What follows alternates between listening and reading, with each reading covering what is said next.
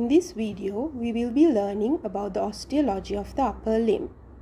We will study in detail the bones that form the upper limb and the pectoral girdle. First, we will learn about the pectoral girdle. The pectoral girdle consists of the scapula and the clavicle. It connects the upper limb to the axial skeleton. The scapula is a triangular bone, while the clavicle is a straight long bone.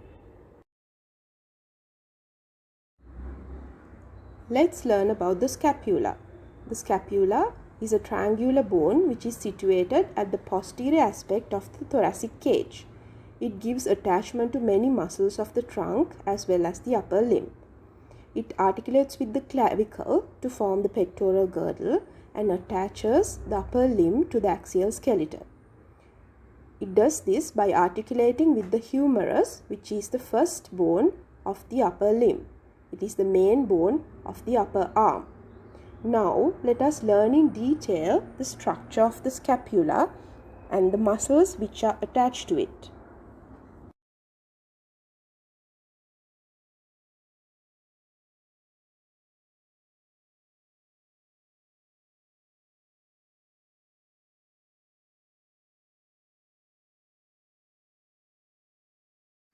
This is the right side scapula. Scapula located posterior surface of the thoracic cage.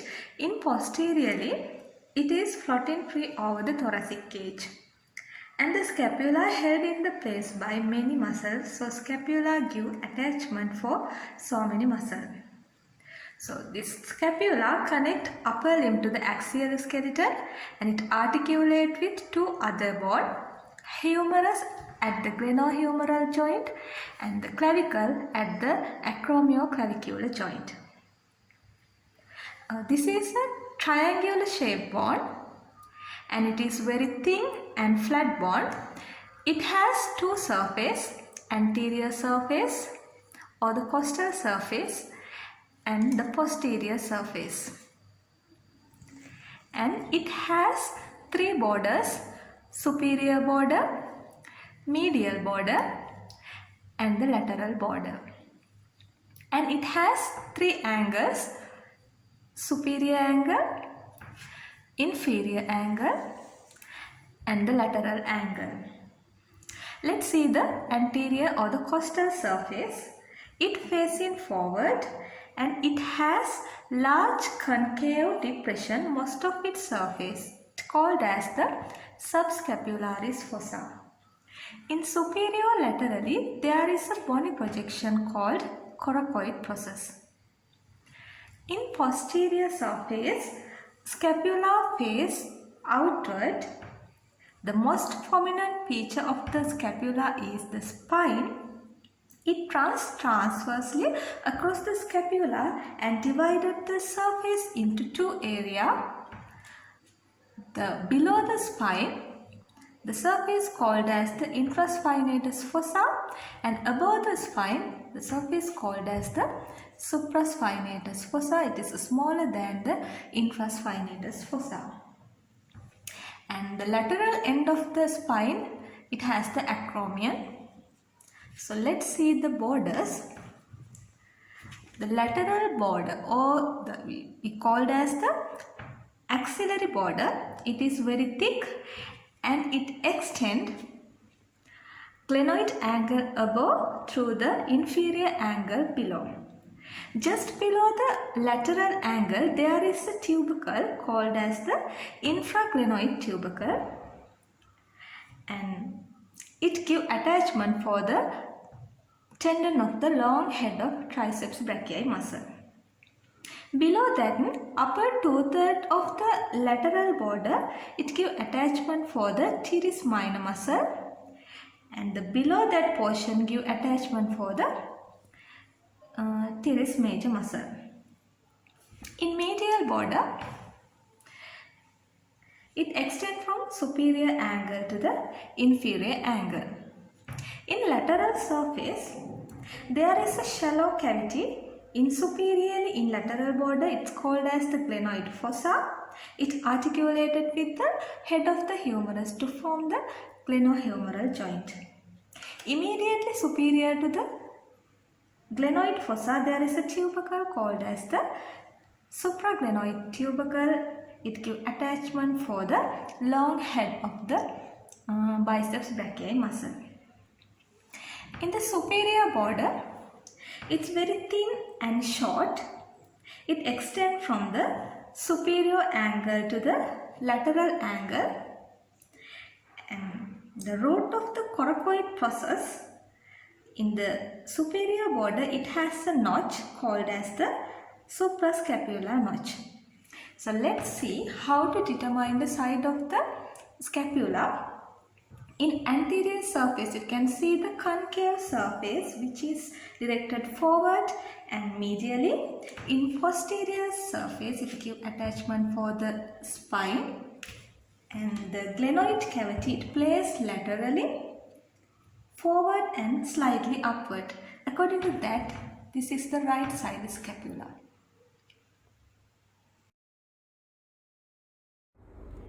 Let's study the structure of the clavicle.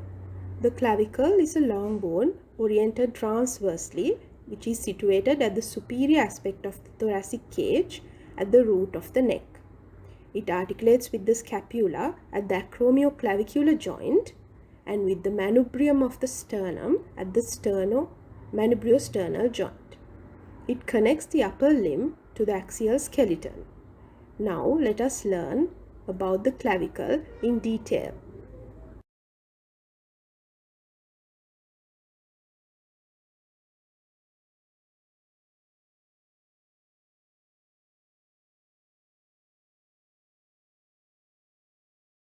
This is the clavicle and it has many special features. Clavicle has no medullary cavity and it is the first to ossify in fetus, and it is most commonly fractured bone in our body, and it is only bone lying horizontally in our body. And it transmits force from upper limb to the axial skeleton and keep arm away from trunk.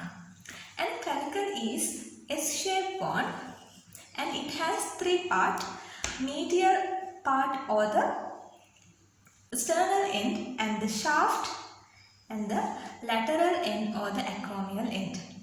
The medial 2/3 of the clavicle, it convex anteriorly, and the lateral 1/3 of the clavicle, it convex posteriorly. And the sternal end, it is larger and rounded and it articulates with manubrium at the manubriosternal joint. And the acromial end, it is flat and it has facet. It articulates with the acromial process of the scapula at the acromioclavicular joint. In the shaft, the medial 2/3 of the shaft, it has four surfaces. Anterior surface, it convex anteriorly, and the posterior surface, and the superior surface, and the inferior surface,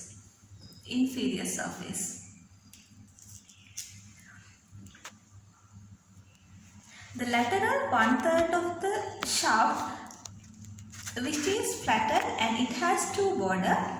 Anterior border, which is concave anteriorly, and the posterior border, which is convex posteriorly.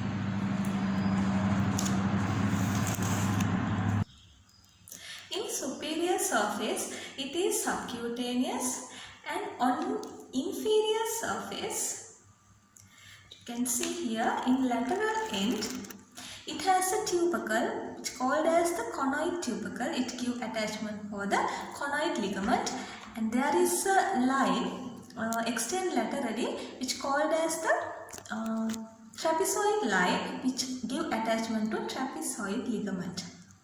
And also the middle inferior 1/3 of the shaft, it has a groove called as the subclavian groove. So let's see how to identify the side of the clavicle.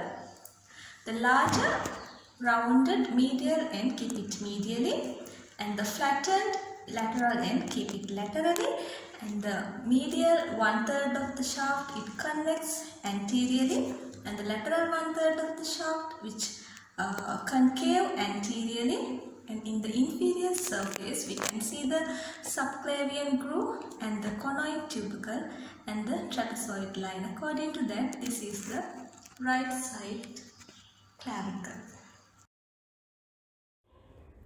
Let us discuss the structure of the humerus.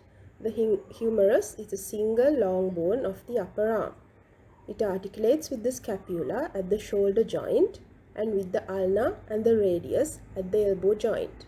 Now let us learn in detail about the structure of the humerus.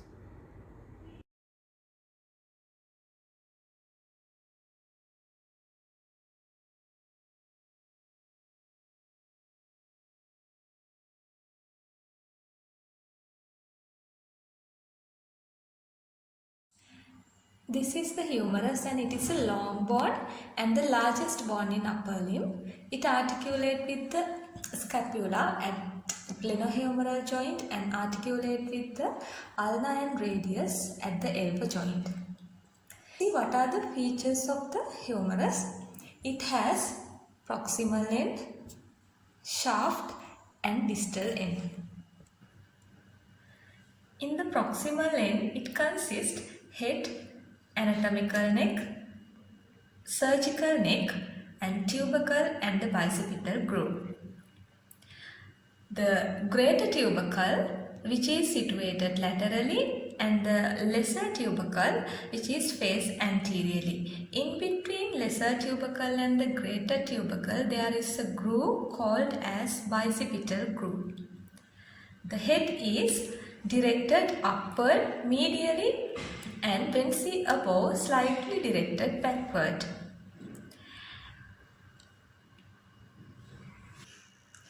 In the proximal end, it consists head, anatomical neck, surgical neck and two tubercle and the bicipital groove.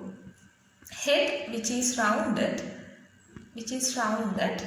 and head is directed upward medially and when see above slightly directed backward. And there is a two neck. The rest of the upper part separated from the head by the anatomical neck, and there is a constriction area called as the surgical neck, and there is a bony projection in the anterior aspect of the humerus called as the lesser tubercle, and there is a larger bony projection in the lateral aspect of the humerus which is called as the greater tubercle. In between these two tubercles there is a groove which is called as the bicipital groove. This bicipital groove is bounded by the two lips. They are medial lip and the lateral lip. In the lower end, it expands side to side and the pulley-shaped articular surface in the medial side called as the trochlea, and lateral to trochlea there is a rounded part called as the capitulum.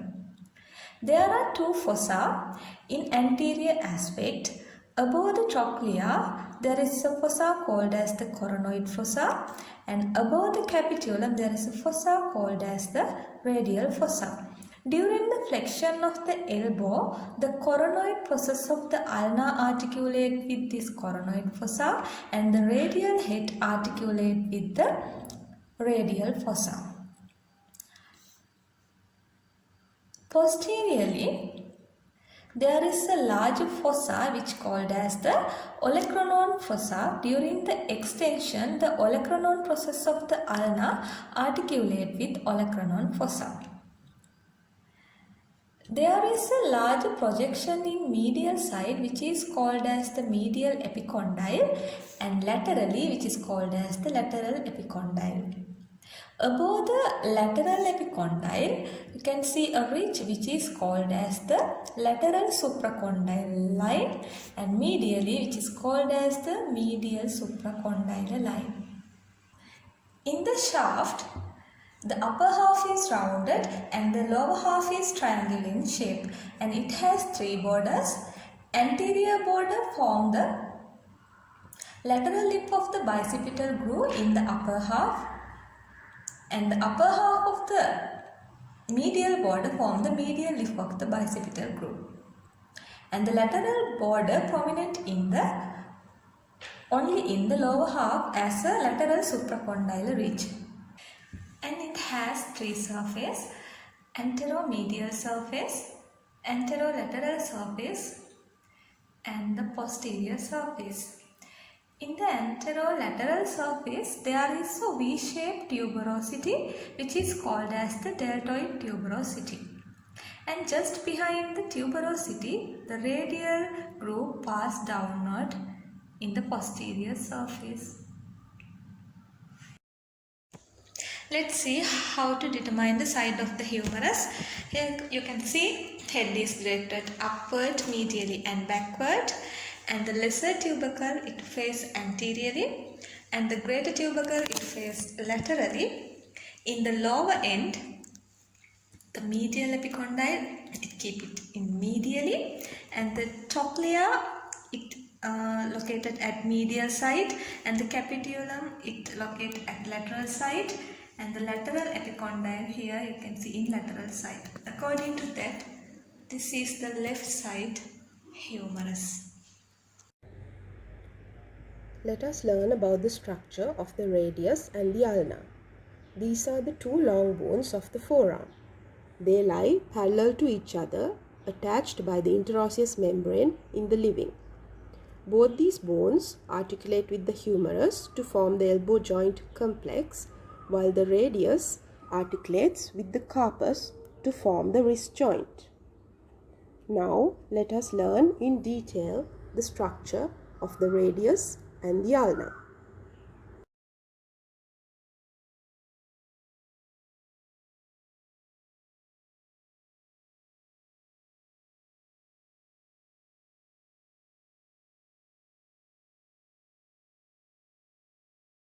This is the ulnar bone and it is a long bone. Ulna situated medially in forearm and it articulates with the radius laterally.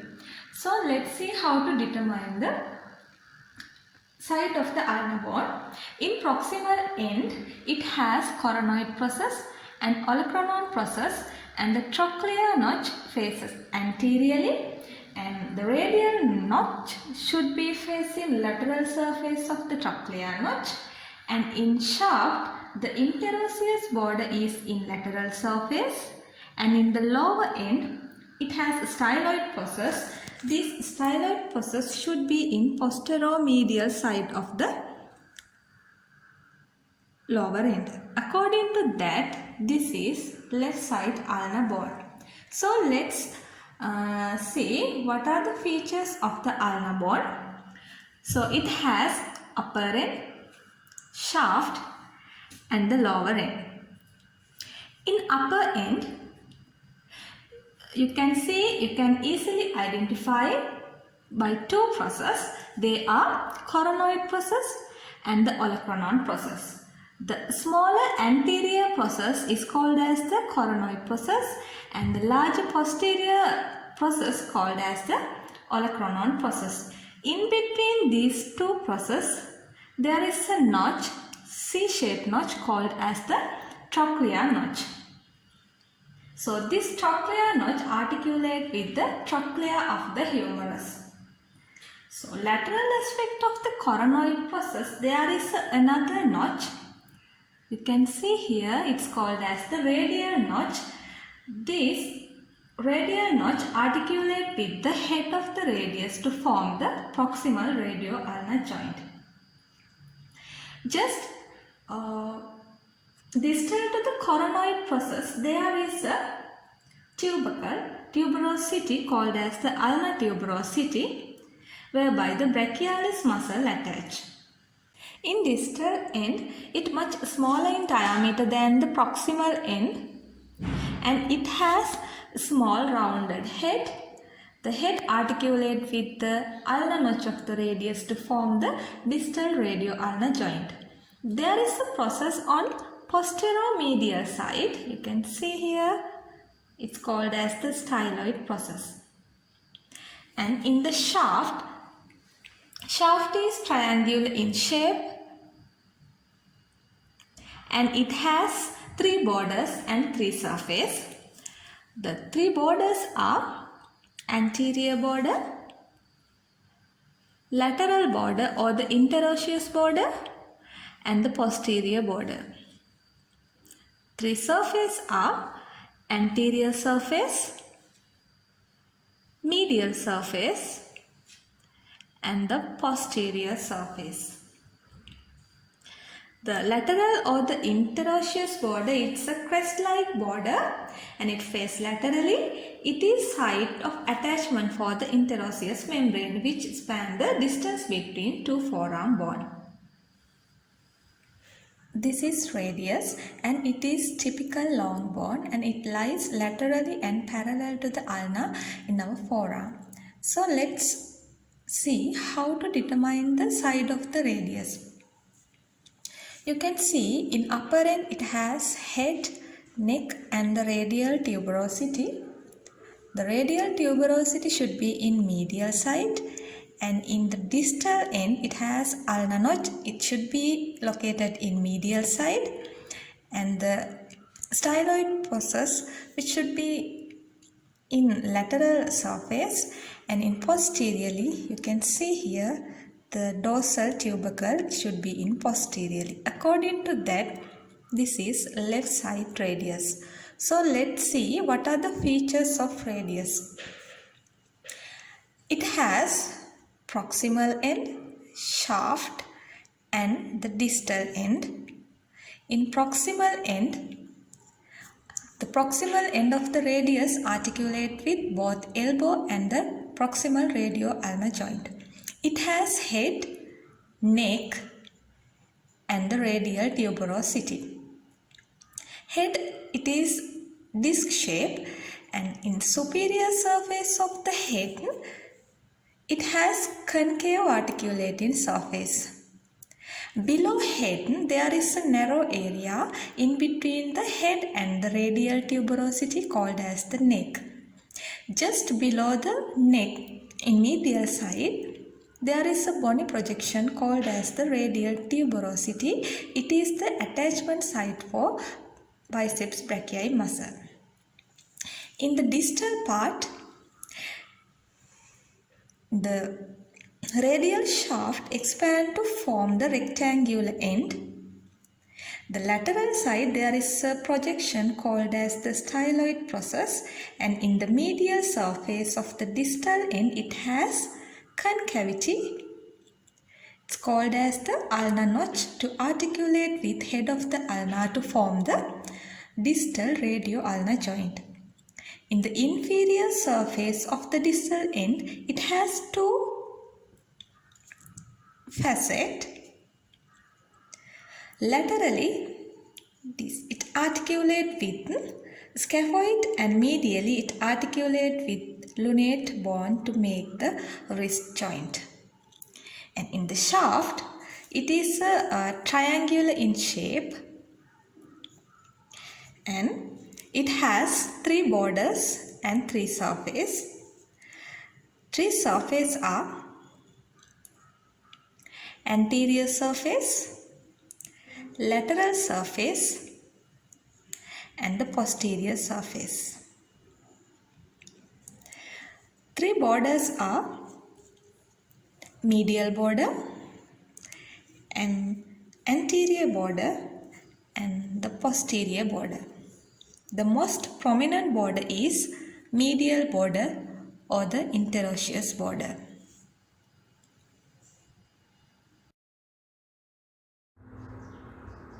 Let us learn about the structure of the hand. The hand is made up of 27 small bones. There are 8 carpal bones arranged into 2 rows, 5 metacarpal bones and 14 phalanx.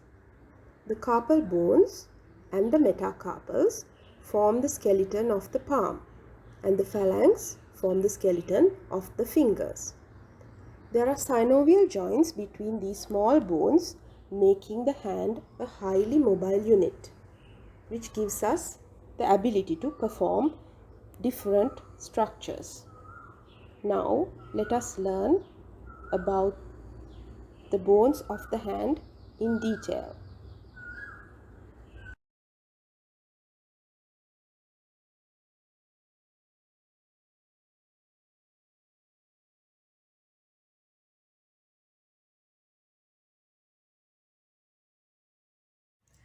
This is the hand. Human hand consists 26 bones except the sesamoid bone. The bone of the hand divided into three categories. They are carpal bones, metacarpal bones and the phalange. Let's see how to determine the side of the hand. The carpal bones face proximally and the phalange face distally. So when we talk about the articulated surface, it has two surfaces. They are dorsal surface and the palmar surface. The palmar surface which is concave. So this surface should face upward and the thumb which is lying laterally. We can easily identify the thumb because which is only having two phalanges, proximal and distal phalange. According to that, this is right side hand.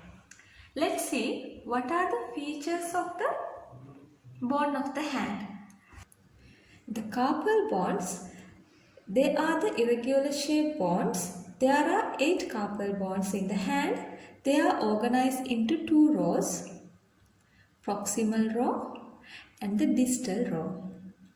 In the proximal row, lateral to medial, the bones are scaphoid, lunate, triquetral and the pisiform. In the distal row, the bones are trapezium, trapezoid, capitate and hamate.